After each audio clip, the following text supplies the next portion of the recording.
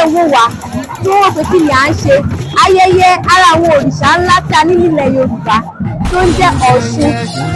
Oríkì Ẹ̀gún òun ni à ń pè ní Ọládépọ̀jù, òun là ń pè ní ẹbọra ní odò, òun ni à ń pè ní alágbo àwẹ̀yè tó ń wẹ ọmọ.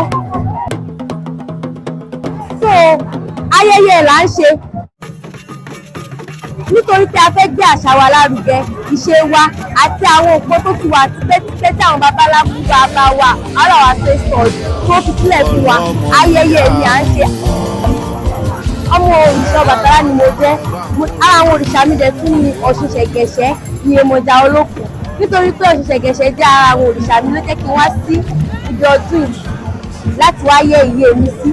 Máàmì Alágbolódò ẹ̀bùrà tí ń génu sí oore yèyé o. Orúkọ mi ní Ẹwà Òrìṣà Fárónkẹ́.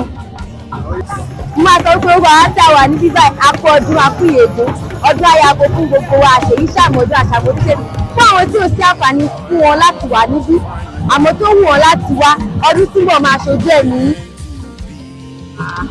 Ẹjọ́ rẹ̀ yèyé ga.